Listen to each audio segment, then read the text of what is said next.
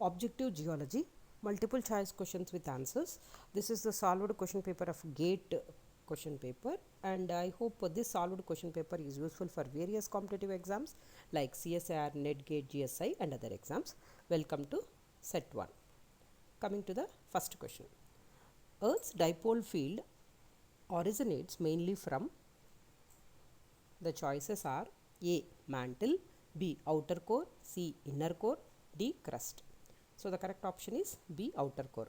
Earth's magnetic field or geomagnetic field, it originates in the fluid outer core of the Earth. So this is made up of molten iron and nickel, and the field is generated by a process called self-exciting dynamo, where the fluid outer core moves around the solid inner core, including the electric currents in the slowly moving molten iron, and these currents create the magnetic field. So B. outer core is the correct option. Next question. Sunspots are regions of A. high pressure, B. low magnetic field, C. high temperature, D. high magnetic field.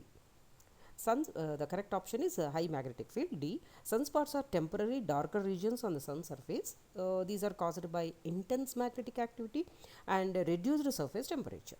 So they appear in active regions of the sun's photosphere, usually in pairs with the opposite magnetic polarity. So the magnetic field in sunspots is about 2500 times stronger than the Earth's, which causes the magnetic pressure to increase while surrounding the atmospheric pressure decreases. So this inhibits convection, which leads to cooler temperatures in the sunspot.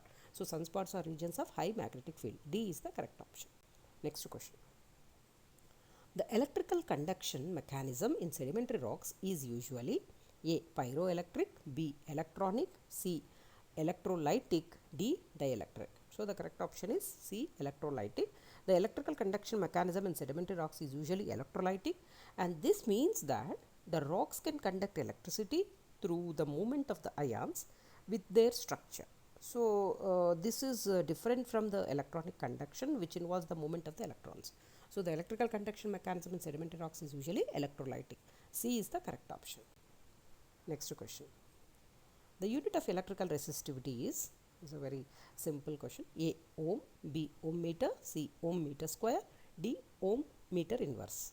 So the unit of electrical resistivity is ohm meter.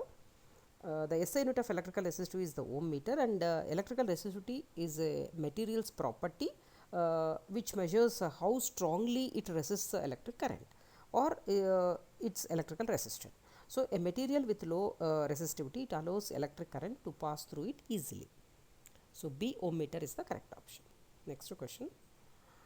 Outcrop pattern parallel to topographic contours, it signifies A. horizontal beds, B. vertical beds, C. inclined beds, D. folded beds. So the correct option is A. horizontal beds. Horizontal beds are nearly horizontal. Their contacts must also be horizontal. So on maps, contacts run about parallel to contour lines. So A. horizontal beds is the correct option. Next question. A rock with equal modal contents of quartz, plagioclase and orthoclase is known as A. diorite, B. gabbro, C. granite and D. syenite. So a rock with equal content of quartz, plagioclase and orthoclase is known as a granite. So granite is an igneous rock which is composed of mostly two minerals like quartz and the feldspar, and it is an intrusive rock, meaning that it has crystallized from magma that is cooled far below the earth's surface. So it contains equal proportions of quartz, plagioclase and orthoclase. So C. granite is the correct option. Next question. The main factor in soil forming processes are A. bedrock and time only, B. topography and bedrock only, C. climate, time and topography only, D. climate, topography, bedrock and time. So obviously climate, topography, bedrock and time are the main factors in soil forming processes. So D is the correct option. Next question.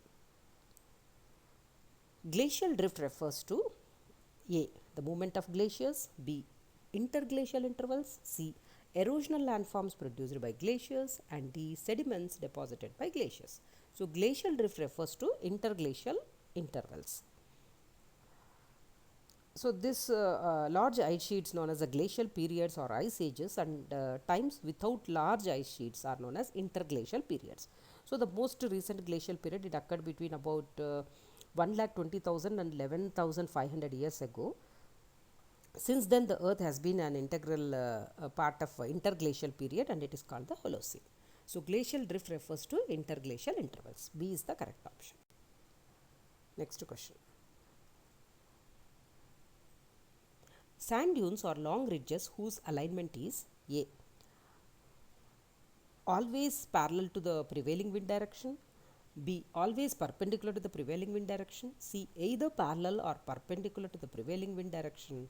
And D. Not related to the prevailing wind direction. So, sand dunes are the long ridges, and they are generally aligned either parallel or perpendicular to the prevailing wind direction. So, C is the correct option. Next question. The oldest rocks in India are A. More than 3 billion years old. B. Between 2.5 and 3 billion years old. And C. Between 2 and 2.5 billion years. And D. Less than 2 billion years old. So, the oldest rocks in India, so they are more than 3 billion years old, and these are found in the Dharwar regions of Karnataka.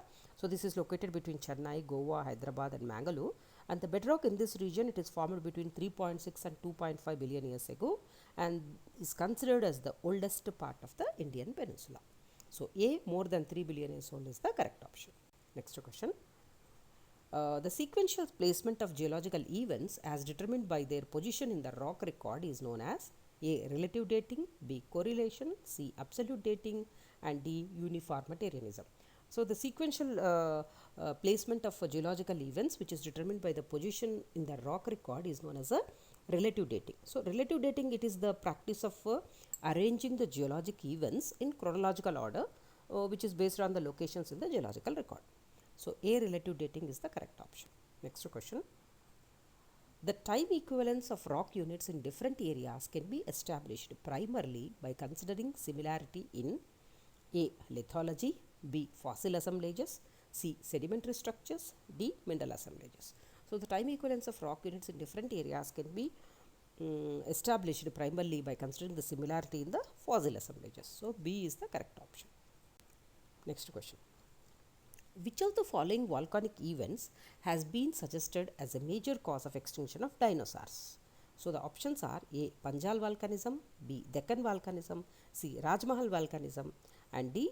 Malani volcanism. So, obviously, Deccan volcanism is the has been suggested as the major cause of the extinction of the dinosaurs. The flood basalt province, which is known as the Deccan Traps, this is located on the Deccan Plateau in the west central India, and this is one of the largest volcanic provinces in the world. And the Deccan Plateau, it consists of more than 2000 meters thickness succession of flat lying basalt lava flows, which roughly covers an area of 5 lakh kilometers square. So, B, Deccan volcanism is the correct option. Next question. Bode's law expresses the approximate distance between A. Earth and other planets, B. Moon and Sun, C. Planets and Sun, D. Moon and the Earth. So, Bode's law, it expresses the approximate distance between the planets and the Sun. Bode's law is also known as TTS Bode's law. This is an empirical rule in astronomy that predicts the approximate distances of the planets from the Sun. And this law states that each planet extending outward from the Sun, it should be roughly twice as far away as the planet before it. So, C, planets and the Sun is the correct option. Next question. India's northward drift from Gondwana land is believed to have started approximately in how many million years ago? A. 50, B.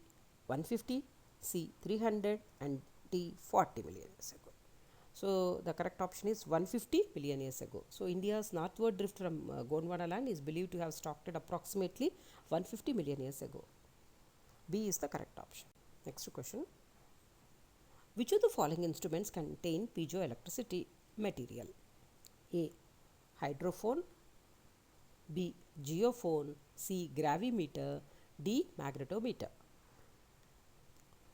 So, the correct option is hydrophone. Hydrophone, it consists of a solid piece of piezoelectric material with attached electrical which leads to encapsulated in waterproofing elastomer. At lower frequency, where the hydrophone is small compared to a wavelength, the acoustic pressure, it creates equal stress simultaneously on all the three axes. So, hydrophone instrument, it contains piezoelectric material. So, A is the correct option. Next question. Silica undersaturated minerals are A. Nepheline and albite, B. Olivine and enstatite, C. Leucite and orthoclase, D. Olivine and leucite. So, silica undersaturated minerals are olivine and leucite. Silica undersaturated minerals are minerals in igneous rocks that do not have enough silica to meet the needs of all major silicate minerals, and these minerals include olivine and leucite. D is the correct option. Next question. The equipotential surface over which the gravitational field has equal value is known as A. Geoid, B. Spheroid, C. Ellipsoid, D.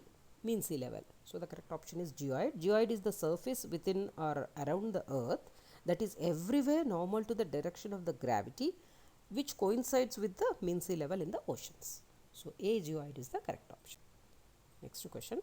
The angle between the present geographic north and the geomagnetic north is A. 1.5 degrees, B. 7.5 degrees, C. 11.5 degrees, and D. 23.5 degrees. So, the correct option is C. 11.5 degrees. The axis of the Earth's magnetic field is inclined at an angle of about 11.3 to 11.5 degrees with the geographical axis. C is the correct option. Next question. Allochems in limestone consists of A. Micrite only, B. Spar only, C. Ooids only, and D. Bioclase and ooids. So, allochems in a limestone consists of both bioclase and ooids. So, allochems are nothing but the grains or particles that are of sand size, or they might be larger, and they can include bioclase, pellets, intraclase and ooids. Allochems can also be made of fossiliferous material and skeletal structures like shells and fossil fragments or other grains. So, micrite is actually a microcrystalline calcite mud matrix, whereas a sparite is a sparry calcite content. So, allochems in limestone consists of both the bioclase and ooids. So, D is the correct option. Hope you have followed these questions, and hope you can subscribe to this channel, and your suggestions are most welcome. Thank you for your time. See you in the next video.